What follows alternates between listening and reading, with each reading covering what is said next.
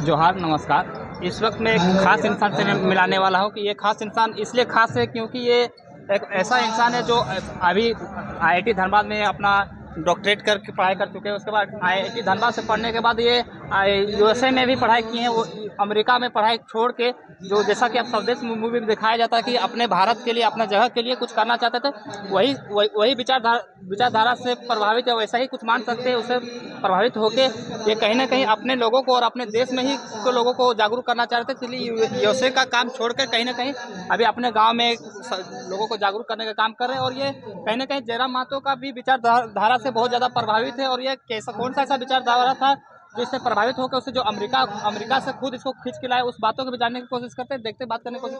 तो पहले बताइए अपने बारे थोड़ा। जैसा कि आपने एक छोटा सा शॉर्ट इंट्रोडक्शन दे दिया है, तो मैं कोई बड़ा विशेष हस्ती नहीं हूँ, महान हस्ती नहीं हूँ। मैं भी आप लोगों के जैसा एक आम ग्रामीण इंसान हूँ, एक गांव का ही बच्चा हूँ मैं। महान कहीं नहीं है कि एक आदमी जब किसी एक तबके में जॉब करता है, उसके लिए जॉब छोड़ना बहुत बड़ा मुश्किल है। आप अमेरिका जैसे देश में आप काम कर रहे थे, वहाँ से अमेरिका से छोड़ के अगर आ जाते, अपने देश के लिए आ जाते, ये बहुत बड़ा बात है। आपका ये मानवता नहीं मान रहे, बड़प्पन है। और कहीं ना कहीं लोग अपना एक कर्मचारी का जॉब नहीं छोड़ पाते। और आप यूएसए जैसा देश से काम छोड़ गए थे, बहुत बड़ी बात होता है। देखिए, ये सबकी अपनी अपनी रुचि होती है। चूँकि मेरी जो रुचि है वो समाज सेवा की प्रति कुछ ज़्यादा ही है। मुझे समाज सेवा की प्रेरणा कहाँ से मिलती है? मैं आपको एक कहानी बताना चाहूँगा छोटा से, कि मेरे झारखंड फाउंडेशन केंद्र नाम का मेरा एक छोटा सा एनजीओ चलता है। एनजीओ चलता है। उस एनजीओ के माध्यम से कि जितने हमारे आसपास के क्षेत्र के जो लोग हैं, उसको मैं ज़्यादा से ज़्यादा, जो नीडी लोग हैं, उसको मैं ज़्यादा से ज़्यादा मदद करने की कोशिश करता हूँ। तो एक बार मुझे एक औरत का कॉल आया था चंदन क्यारी से कॉल आया कि बेटा, मेरे हस्बैंड का डेथ हो चुका है और मेरा एक बेटा है जो कि पूरा अपाहिज है और वो चल नहीं पाता है, तो क्या उसके लिए आप एक साइकिल अरेंज करा सकते हो क्या? तब मैंने उसको कॉल पे बोला, देखो माता, मैं तो चूंकि मैं उस समय पीएचडी कर रहा था और सोशल कार्यों में भी एक्टिव था, तो मैंने उसको कहा, देखिए माता जी, मेरे पास तो मैं उतना बड़ा सरकारी पोस्ट में हूँ नहीं कि आपको तुरंत अरेंज करा दूं, लेकिन मैं जहां तक संभव हो सके मैं आपकी मदद करूंगा। तो मेरे चूंकि कॉन्टैक्ट्स हैं, तो कॉन्टैक्ट्स में मुझे 3 महीने के दौरान मुझे पता चला कहीं पे कैंप लगने वाला है और वहाँ पे साइकिल डिस्ट्रीब्यूट होने वाला है। तो कहीं ना कहीं से वहाँ पे मैंने उस बच्चे को, चंदन क्यारी के बच्चे को, एक साइकिल दिलाने का काम किया। उसके बाद क्या हुआ, वो जो माताजी हैं, साइकिल लेने के बाद वो बोली कि तुमने जो 3 महीना तक मेरी बात को याद रखा, इसके लिए मैं थैंक यू बोलता। और उसके बाद साइकिल लेने के बाद उस औरत ने क्या किया कि अपना जो ब्लाउज था वहां से बैग निकाला। वो बैग निकाल के उस औरत ने मुझे 100 रुपए ऑफर किया। तो मेरा पूरा शरीर जो है रोंगटा खड़ा हो गया और मेरे आंखों से आंसू भरा है कि देखो ये है समाज। तो वो जो 100 रुपए था उसका, मुझे लगता है अमेरिका के 1 करोड़ से वो बराबर नहीं होगा, वो अमेरिका के 1 करोड़ से भी वो कम है। तो यही सारी चीजें हैं जो मुझे समाज सेवा की ओर प्रेरित करती है। जैसे आप जो पीएचडी किए थे, पीएचडी कहाँ से किए? पीएचडी हम आईआईटी आईएसएम धनबाद से किए थे। 2022 नवंबर में मैंने पीएचडी पास आउट किया था। उसके बाद जस्ट मेरा दिसंबर में यूएसए में सिलेक्शन हो गया था, तो हम मार्च तक यूएसए निकल गए थे। हम लोग लगभग अभी तक जानते थे कि पीएचडी ही पढ़ाई का अंतिम से लिए। तो आप पीएचडी करने के बाद भी ऐसा क्या पढ़ाई के प्रति क्या ललक थी जो उसके आगे भी सोचे? देखिए, चूंकि मैं एकदम ग्रामीण बच्चा हूँ और मेरे पास भी गाइडलाइन की बहुत सारी कमी थी, तो मुझे भी इतना पता नहीं था कि पढ़ाई इतनी दूर भी होती है।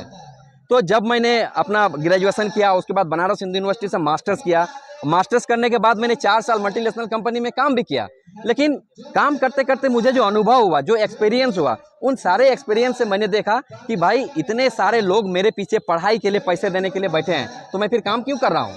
जितना मेरी सैलरी है उससे ज़्यादा मैं स्कॉलरशिप ले सकता हूँ गवर्नमेंट से। सैलरी थे आपको? देखिए, सैलरी हमारा था 35,000। उस समय की बात नहीं बोल रहा हूँ, 2013 की बात कर रहा हूँ। तो अगर आप पीएचडी कीजिएगा, अगर आप नेट जेआरएफ निकालते हैं, तो आपकी स्कॉलरशिप 35,000 है। पढ़ने के लिए आप 35,000 ले। जब आपको गवर्नमेंट पढ़ने के लिए 35,000 दे सकती है, तो 35,000 की नौकरी क्यों करोगे आप? तो कहीं ना कहीं मैंने अपने जॉब को ड्रॉप किया और फिर से पीएचडी कंटिन्यू किया। और चूंकि मेरे पास जानकारी की कमी था, तब भी मुझे पता नहीं था कि पीएचडी का भी बड़ा भाई होता है। तो जब मैंने आईआईटी जैसे कॉलेज में, बड़े संस्थान में अपने दम पे दाखिला लिया, तब मुझे पता चला कि पीएचडी के ऊपर भी पढ़ाई होता है, पोस्ट डॉक। तब मैं पोस्ट डॉक करने के लिए भी प्रेरित हुआ कि मैं पोस्ट डॉक करूंगा। और जैसे कि मेरा पूरा आईआईटी का वहाँ पे जो टीम था, उन लोगों का कहना था कि देखो, इंडिया का टॉप मोस्ट कॉलेज है, आईआईटी तक पहुंच चुके हैं। अगर पीडीएफ ही करना है तो यूएसए से पीडीएफ होना चाहिए, तो यूके से पीडीएफ करेंगे। तब मैंने टारगेट यूएसए को किया, और यूएसए से जब मैंने फॉर्म डाले थे, जिसमें से मेरा दोनों का इंटरव्यू हुआ था, और एक में मेरा सिलेक्शन हो गया, दूसरे में मुझे वेटिंग लिस्ट पर रखा गया था। तो फिर मैं पीएचडी कंप्लीट करने के बाद फिर मतलब यूएसए चला गया, वहाँ मैंने स्टेट यूनिवर्सिटी ऑफ न्यूयॉर्क से अपना पीडीएफ कंप्लीट किया। आज जैसे कि झारखंड में एक नई राजनीतिक पार्टी आई है, जेएलकेएम आई है, वो कहीं न कहीं आप ही के जैसा सामाजिक जो शोषित वर्ग को जागरूक करने का काम कर उसके लिए लड़ रहे, तो कहीं न कहीं आपका सोशल मीडिया में हम देख रहे हैं कि आप भी लोगों को जगाते, तो क्या अब ये माना जाए कि आप कहीं न कहीं जयराम महतो की विचारधारा से प्रभावित है? नो डाउट हम जयराम महतो की विचारधारा से प्रभावित है, क्योंकि हम लोग क्या है, जमीन के आदमी हैं। मैं भी जमीन से जुड़ा आदमी हूँ, और वो बंदा मैं उसको यूएसए में भी सुनता था, तो यूएसए में भी वीडियो के यूट्यूब के माध्यम से मैं सुनता था। वो बंदा हमेशा जंगल जमीन की बात करता है। जयराम महतो का वीडियो अमेरिका में भी चलता है? हाँ, मैं तो देखता था वहाँ पे। इसीलिए मैं जब यूएसए में था तो मैं 1932 का झंडा लेके टाइम्स स्क्वायर में भी जाके 1932 का झंडा फहरा के आया था, क्योंकि टाइम्स स्क्वायर दुनिया का सेंट्रल पॉइंट है। आज दुनिया में जितना बड़ा बड़ा काम होता है, फोटो जो वायरल हुआ था आप ही का था शायद? फोटो वायरल मेरा ही हुआ था। तो टाइम्स स्क्वायर दुनिया का सबसे प्रसिद्ध जगह है। वहाँ पे जब दुनिया में बड़ा बड़ा काम होता है तो लोग वहाँ पे जो टीवी लगे हुए हैं, मतलब जो बिल्डिंग है पूरा ऑलरेडी टीवी है, वहाँ पे प्रकाशित होता है। तो मैंने सोचा जब टाइम्स स्क्वायर सेंट्रल है इंडिया का, मतलब पूरे वर्ल्ड का, और मैं टाइम्स स्क्वायर में हूँ, तो क्यों ना झारखंड का 1932 का भी झंडा वहाँ पे लहराया जाए। तो मैंने एक दिन उठाया अपना झंडा और जाके वहाँ पे टाइम्स स्क्वायर में 1932 का झंडा लहराया, कि झारखंड के शोषित लोग हैं जो कि अभी भी अपने पहचान के लिए लड़ रहे हैं। का झंडा अमेरिका में लहरा, अमेरिका में लहराए। और मैंने ये भी कहा कि झारखंड के लोग अभी भी है जो अपने अधिकारों के लिए, अपने पहचान के लिए अभी भी लोग लड़ रहे हैं। तो ऐसा कौन सा विचारधारा था जयराम महतो जो आपको खिंचलाया? मैंने बताया ना, जंगल। और सबसे अच्छा विचारधारा उसका कि वो लोगों के अधिकारों की बात करता है, हमारे झारखंडियों के अधिकारों की बात करता है, कि लोग हमारा अधिकार क्या कर रहे हैं, छीन रहे हैं। तो इसी से मैं प्रेरित हुआ कि लोगों का अधिकार क्यों छीना जा रहा है। लोगों का अधिकार इसलिए छीना जा रहा है क्योंकि हमारे यहाँ पे लोग शिक्षित नहीं है। शिक्षित तो हैं, देखिए झारखंड का जो लिटरेसी रेट है वो 66% है। शिक्षित होना और साक्षर होना और शिक्षित होना दोनों में अंतर है।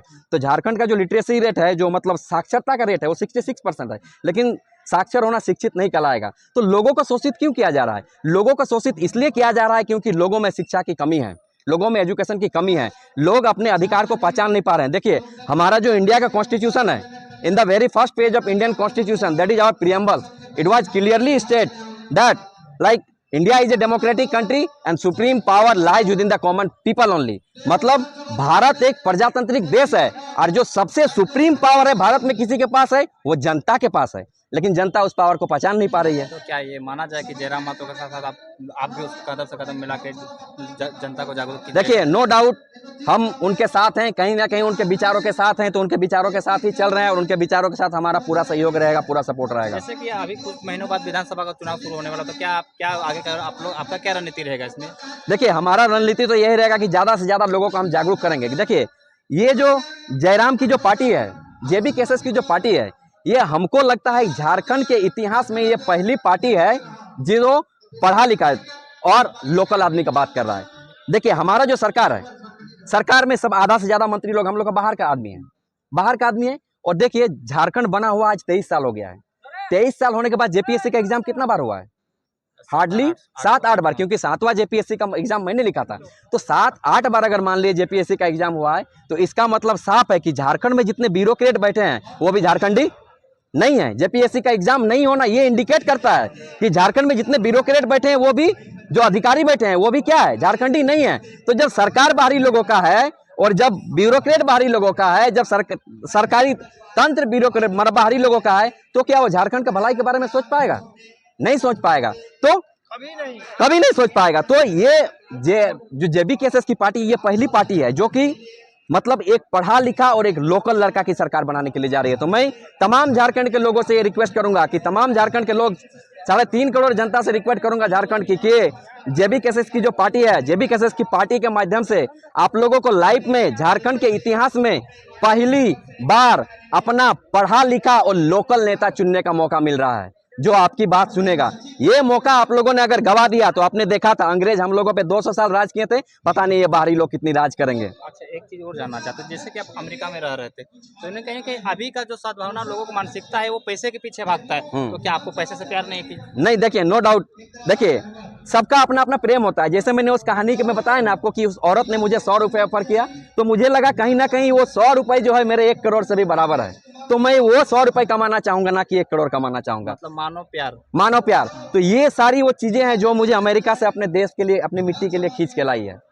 और कहीं ना कहीं जयराम जैसे अपने लोगों के अधिकारों की बात करते हैं, तो इसी तरह मैं लोगों को शिक्षित करने की बात करूंगा कि शिक्षा को बढ़ाओ और अपने अधिकारों को जानो और अपने हक के लिए लड़ो, अपने हक को छीन के ले लो। हाँ, तो वही डॉक्टर भीमराव अम्बेडकर का कहना डॉक्टर था कि भीमराव अम्बेडकर का कहना। शिक्षा वो सैनिक का दूध है, जो पिए जितना पिएगा उतना दहाड़ेगा। इतना इतना दहाड़ेगा। और आप लोगों ने नेल्सन मंडेला का भी नाम सुना होगा, उन्होंने भी एक चीज कहा था कि किसी दुनिया को अगर ताकतवर बनाना है तो शिक्षा सबसे शक्तिशाली हथियार है, और अगर किसी देश को अगर मूर्ख बनाना है ना, तो धर्म शक्तिशाली, सबसे शक्तिशाली हथियार है।